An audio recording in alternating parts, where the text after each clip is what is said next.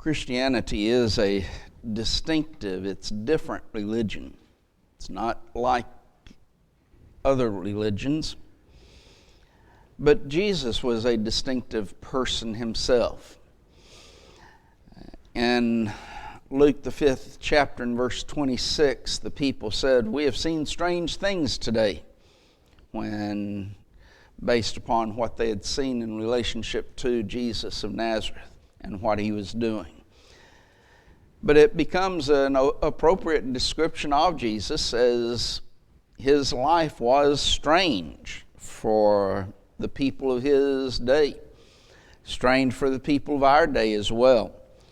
It's one of the outstanding characteristics that he gives and that he is. Christianity is likewise a distinctive religion, strange religion in many respects, but it is the power of Christianity. When you lose distinctiveness and become one among the group, then in reality you have nothing. Might as well not exist. The church has to do more than the denominational world. It has to answer the questions of life that the denominational world cannot give. It must elevate man in a moral sense above what the denominational world sets forth. It has to meet the spiritual needs of man, which denominationalism cannot do. The church is distinctive. We know it in the fact that it has a divine message. The denominations have their creeds, their catechisms, their earthly headquarters. But the power of Christianity really goes back to the message that we have. It is a message that is not of human product, but it is from God. And we follow the Bible. We speak where the Bible speaks, and we're going to be silent where the Bible is silent. It is truly a truth that is not mixed with error, the doctrines of men. But Christianity allows an individual also to see himself as he is. The gospel of Jesus Christ is a mirror of the soul. We can look into God's Word and we can truly see what God sees of us. The denominational world cannot do that. Oriental religions cannot do that. Only the gospel of Jesus Christ, when it's taught in its purity, in its truth, can allow us to see ourselves as God sees us, see ourselves as we truly are. And when we see ourselves as God sees us, then we are never satisfied. We always need to, and it will teach us to strive for something better, to live better, to be better, to think better, to speak better, to act better. It's always improving. The church is distinctive and strange in the ideals and the values that it has. The ideals and values of this world and what others count for value, their purpose in life, is, we learn, of no value in reality. And we're willing, as Paul was, for example, in Philippians 3, to lose everything and to count everything but dung that we might win Christ. And thus we keep pressing toward that mark, the prize of the high calling of God in Christ Jesus.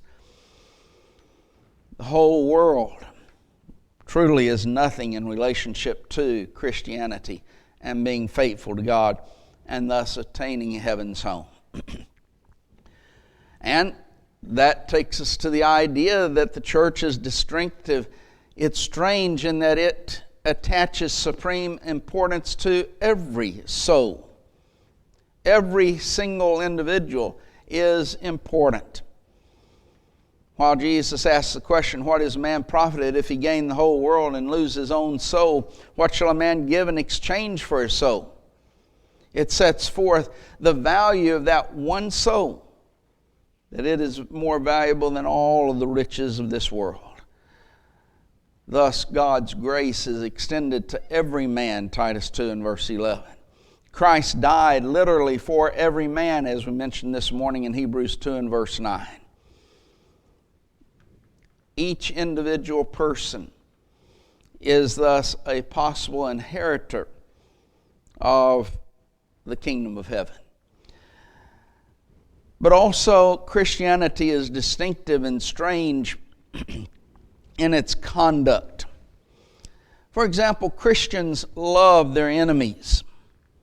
In Luke the 6th chapter and verse 27, Jesus states, But I say unto you, love your enemies, do good to them that hate you. This is an ethic that is unknown by the world. Anyone can love those who love them. Even sinners do that. That's what Jesus mentions in Luke 6 and verse 32.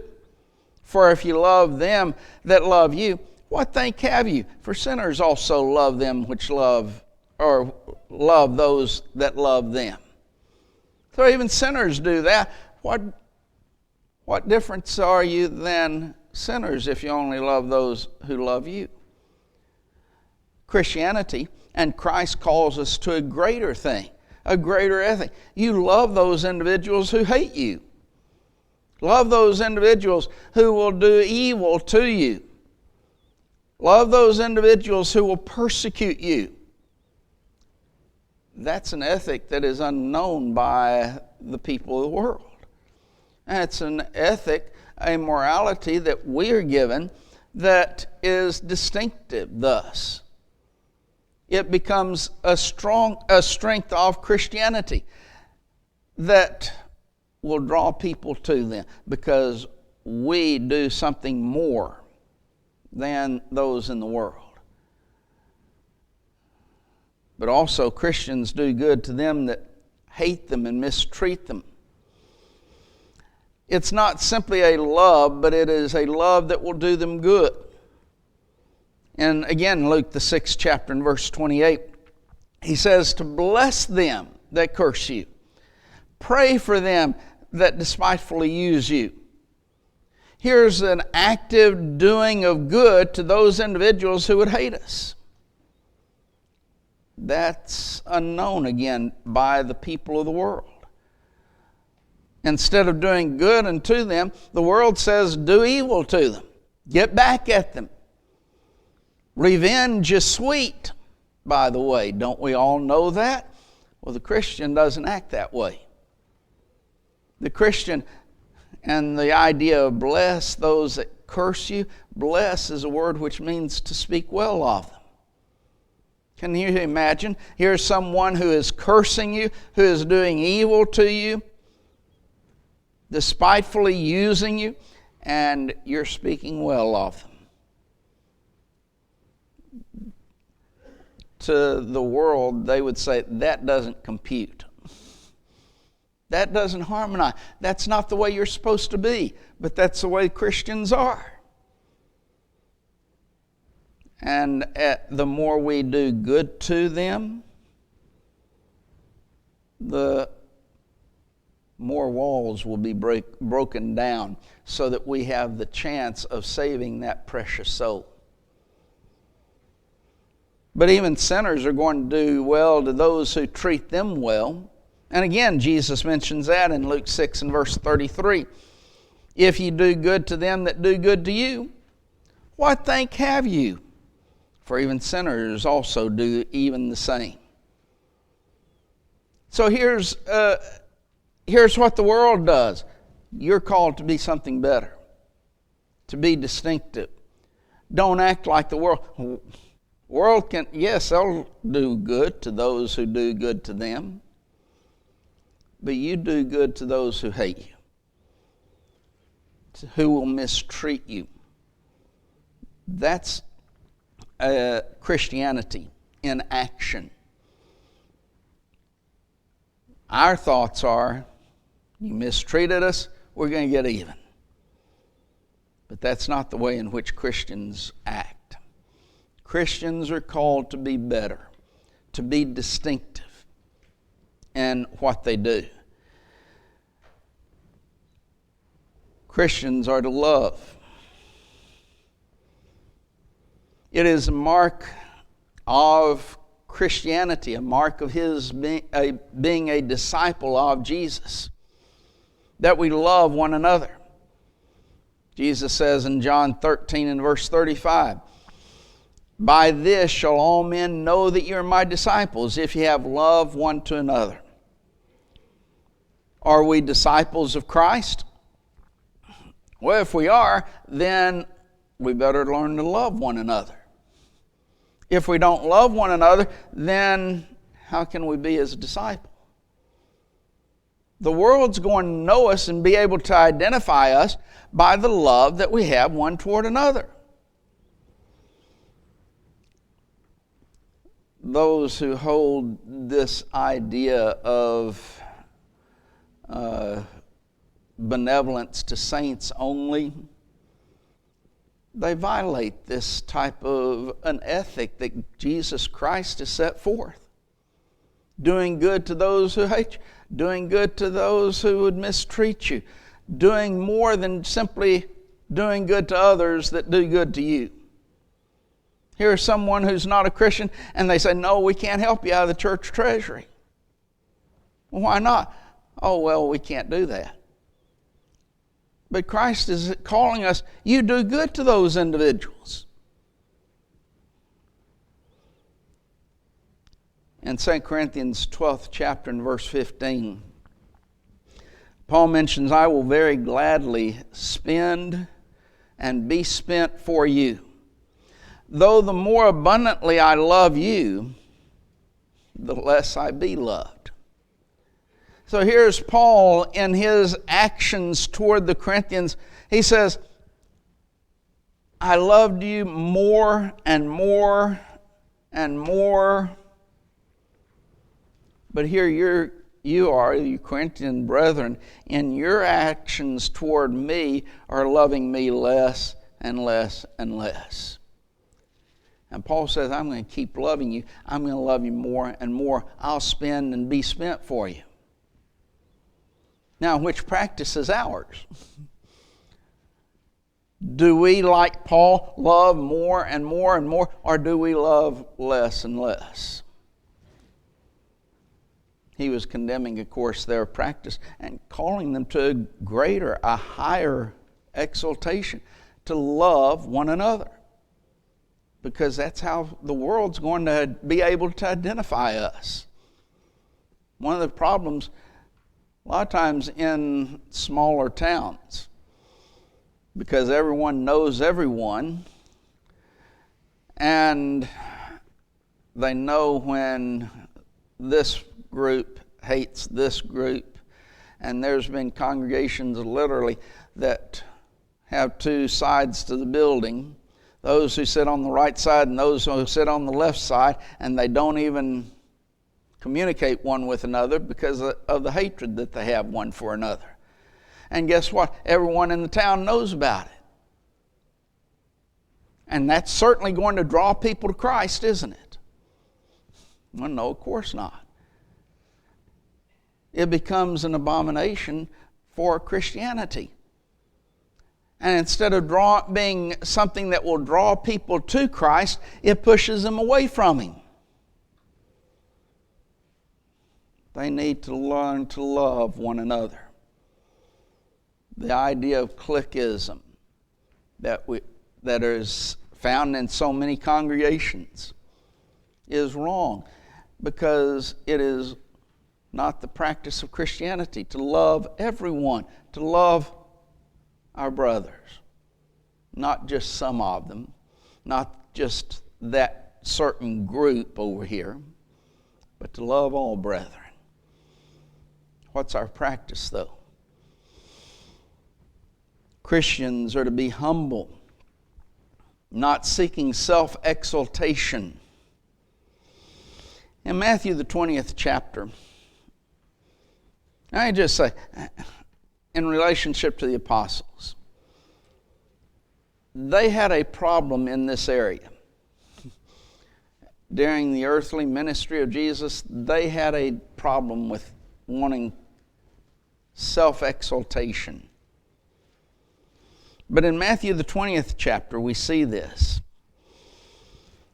And Jesus calls them unto him, it says, starting in verse 25, and said, Ye know that the princes of the Gentiles exercise dominion over them, and they that are great exercise authority over them.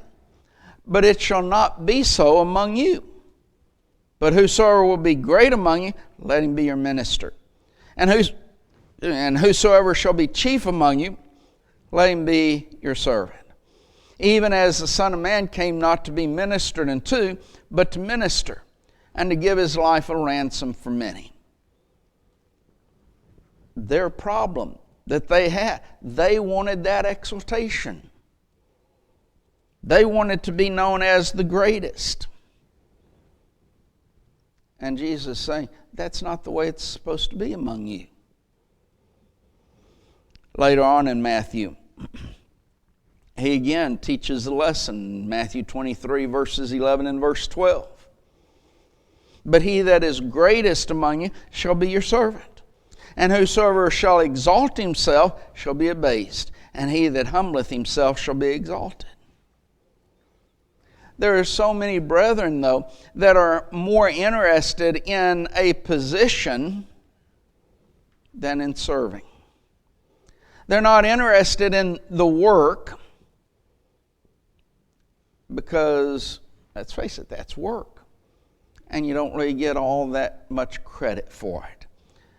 They want to be looked up to. They want to be known as this or that. They seek the positions, not the work.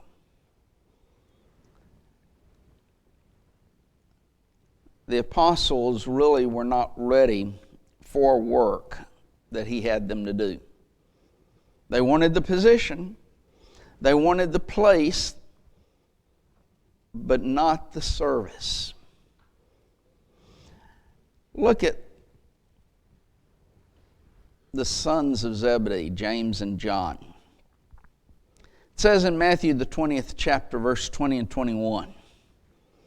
It then came to him the mother of Zebedee's children with her sons, worshiping him and desiring certain thing of him.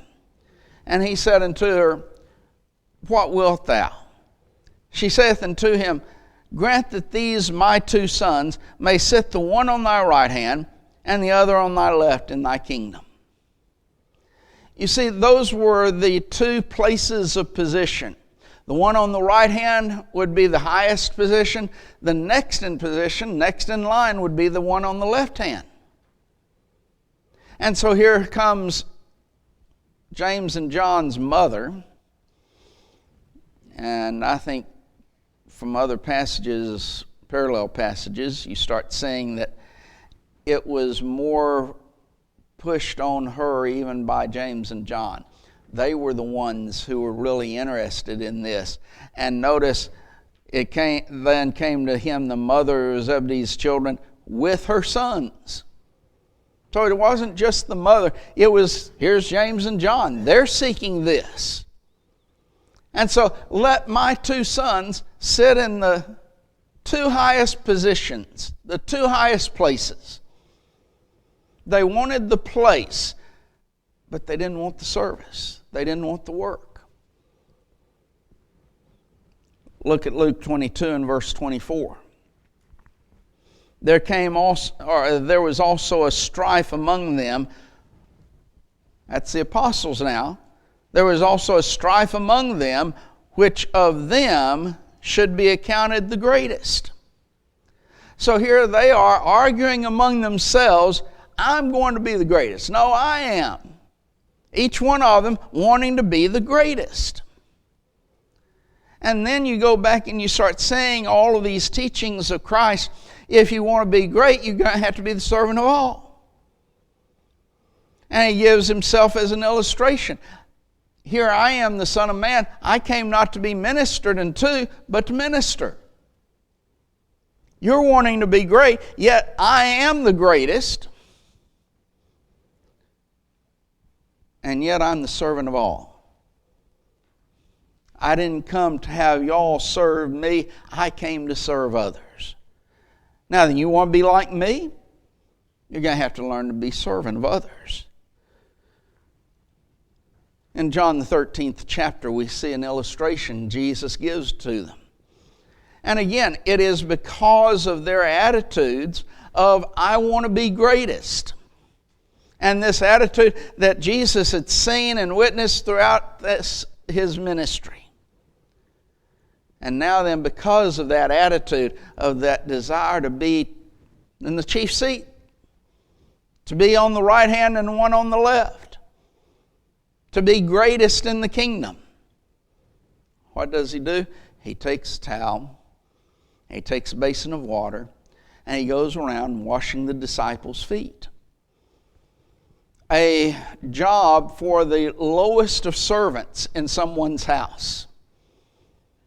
Something that the master of the house, the ruler of the house, would never stoop to doing. It was for either you do it yourself or this worthless slave that I've got over here, we'll let him do it. That's the attitude of what this washing someone's feet was. And Jesus, who is their Lord and Master, does the service of a menial slave, the lowest of slaves.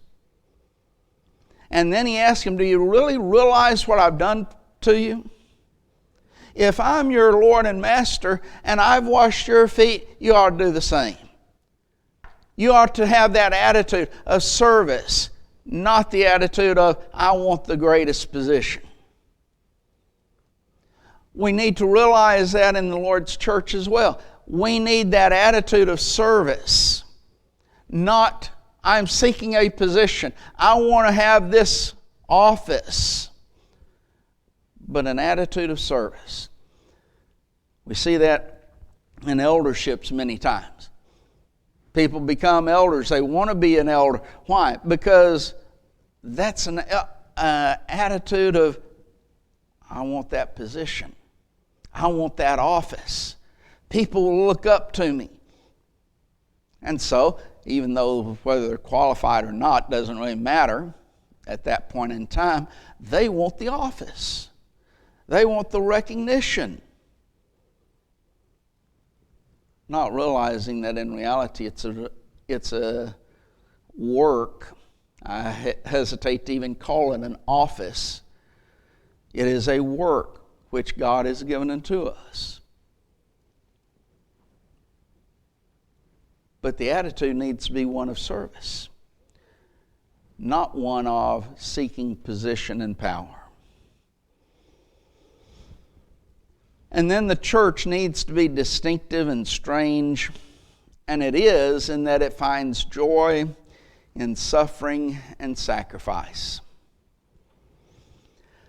Suffering is part of Christianity, goes hand in hand with Christianity. And setting forth the Beatitudes, the very last one they sets forth in Matthew the 5th chapter, verses 10 through verse 12. Blessed are they which are persecuted for righteousness' sake, for theirs is the kingdom of heaven. Blessed are you when men shall revile you and persecute you and say all manner of evil against you falsely for my sake. Rejoice and be exceeding glad, for great is your reward in heaven, for so persecuted they the prophets which were before you. Did you notice that at the very last statement? They persecuted the prophets which were before you. If you look at Christ, they persecuted Christ. Now then, what's going to happen to you if you're doing what I set forth and following my lifestyle and setting forth God's word even as the prophets of old did? Well, guess what? The same thing will happen to you. But just as they were blessed, they rejoiced, so you'll be able to rejoice in that suffering. Paul would write in 2 Timothy 3 and verse 12, that yea, all that live godly in Christ Jesus shall suffer persecution. You will be persecuted if you're living godly in Christ Jesus. You might suffer persecution. It's not a matter of the possibility of it. It is the assurance of it. You will suffer persecution. We might not suffer the physical persecution that some people have through the years. We might not physically be put to death, but there's more to persecution than just physical persecution. There is an emotional persecution that is oftentimes far greater than the physical. In trying to break people down in interrogations, the emotional aspect is far more dangerous to an individual, and to get that individual to tell you what they want or what you're wanting through the emotional appeals and the emotional aspect than it is the physical. Christians are going to suffer persecution. It's not necessarily physical persecution, but we will suffer mental persecution, emotional persecution. There's going to be people who literally hate us. They'll call us every vile name that can be imagined, and probably some that we couldn't imagine, especially in our age today. You go out and take a stand against homosexuality, for example, and see what happens. Or put up something, some sign or something stating that there's only male and female and nothing else, and you can't change from one to the other. See what happens. See what happens if you set forth the truth of God's Word. And say, oh, well, the denominational world, they're going to agree with. We'll go out and put up, he that believeth and is baptized shall be saved. And then see what happens in relationship to the denominational world. No, they're not going to throw rocks at you or come and beat you with a club or anything like that. But you're going to suffer persecution by the attacks that they make in relationship to you. It is a speaking against you, a cursing you, because you're taking a stand for truth. In Ephesians 5 and verse 11, Paul would talk about, be not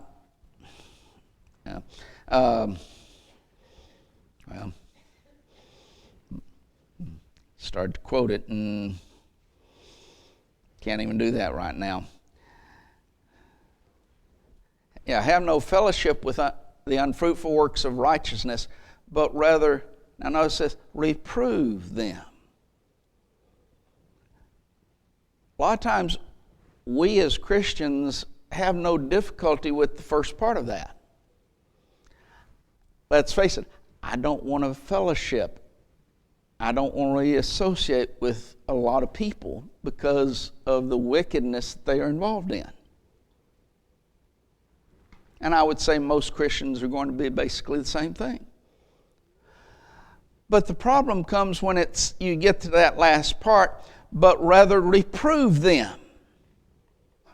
Are we willing to go out and speak out against what they're doing, what they're saying, the actions that they are taking, what they are advocating in society?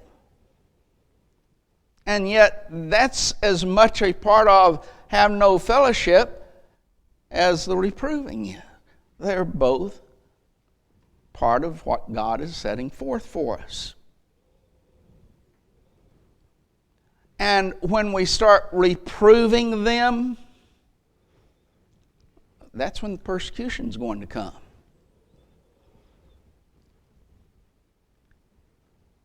Peter described those individuals who, because of their sin and their wickedness,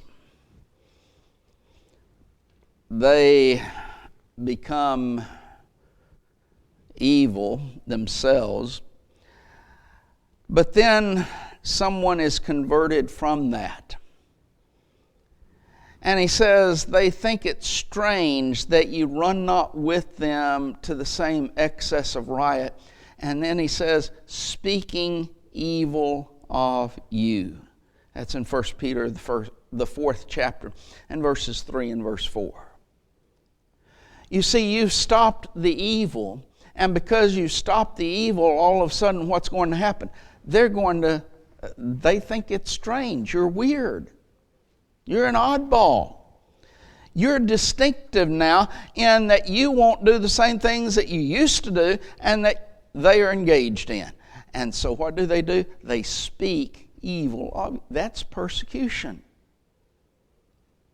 In fact, the entire 1 Peter letter is written in view of the Neronian persecution that was going to come upon them. And in some cases, a fiery persecution. It was going to, several of them might be put to death. And so while there's that aspect of persecution, he also includes this aspect of persecution as well. They speak evil of you. And that's as much persecution as the physical. But he tells us, chapter 3 and verse 14, but and if ye suffer for righteousness' sake, happy, I think it should have been translated blessed, are you. And be not afraid of their terror, neither be troubled. We sang several songs dealing with the fact that we're not to be troubled. We have a contentment, a peace that passes all understanding. That's what Peter is calling upon. Don't be troubled by their affliction. What is it? Their terror. Don't be afraid of this. They're trying to cause you to be scared to death. To go into the corner of your house and cover up and just be afraid. And he's saying, don't be afraid of them. And if you suffer for that righteousness' sake, you're blessed by God. When the apostles at the very beginning of the church began preaching and teaching in Jerusalem, the Sanhedrin called them in, said, don't preach and teach in His name anymore. They go out and they start preaching and teaching in His name, just as they had before. Sanhedrin calls them back in. Why are you doing this? Didn't we tell you not to preach and teach in His name? Well, we ought to obey God rather than men. They beat them and then sent them away to try and prevent them from preaching. But in Acts the 5th chapter and verse 41, it says of those apostles that they departed from the presence of the council rejoicing, that they were counted worthy to suffer shame for His name. What an attitude. An attitude that no doubt the Sanhedrin didn't understand.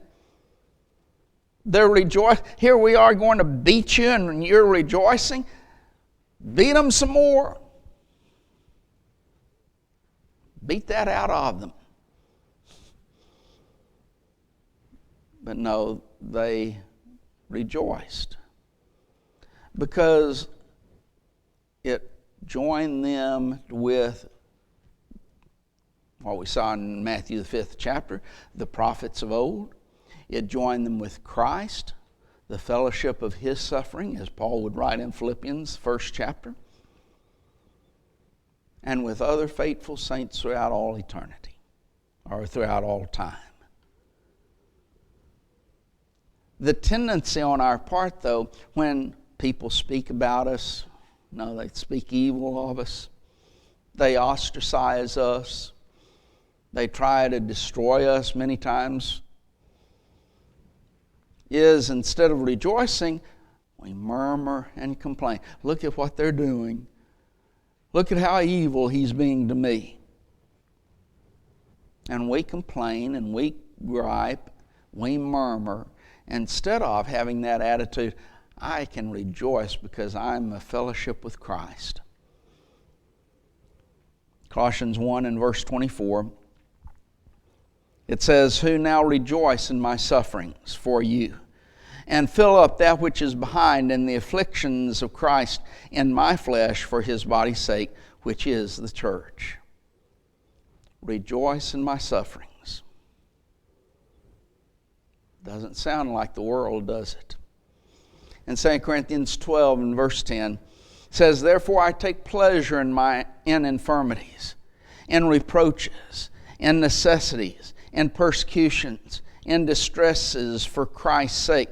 For when I am weak, then am I strong.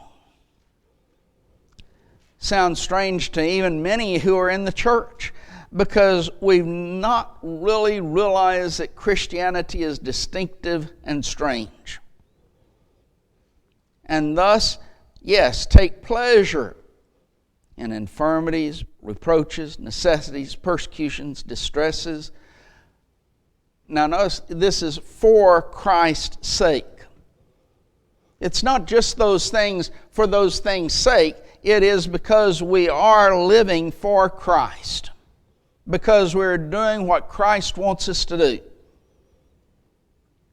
And then, yes, I can take pleasures in those things. One of the reasons that we as the church may not be more influential than what we are is because of the attitudes that we're supposed to have that we don't have. And that includes the attitude of suffering. In Acts 4th chapter in verse 13, as Peter and John were before that Sanhedrin who in 5th chapter persecutes them, it says that Sanhedrin,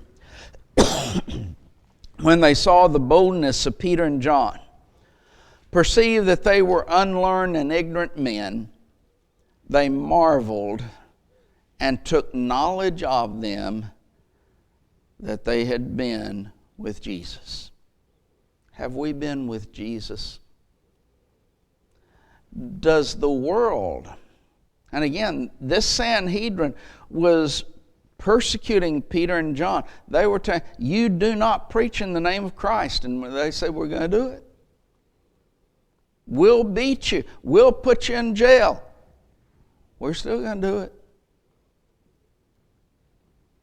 They took knowledge that they had been with Jesus. There was a distinctiveness there that the Sanhedrin did not understand. The people saw it, or the Sanhedrin saw it, they didn't understand it. But they recognized that they had been with Jesus. Can people, when they see us, see something that's strange and distinctive and know that we have been with Jesus? That we've learned the same things that those apostles learned. And we're going to live the same way that they lived. You can't live that way unless, though, you become a Christian through your faith, repenting of your sins, making that confession of your faith that Jesus is the Christ, Son of the living God, baptized or immersed in water for the forgiveness of your sins, for entrance into the Lord's church. And then as the Lord's church, we go from this building out into a world to live among them and to be influencing them for Christianity and for Christ. So that we are letting our light shine before a world of darkness and drawing them thus to Christ. By being, yes, strange, distinctive, because we've been with Him. If you've not lived the type of life that God wants you to live, then why not this afternoon? Make things right with Him. Come back and be faithful to Him in all that you do, all that you say, all that you are, so that you can have that home with God in heaven. If you need to come, do so as we stand and sing the invitation song.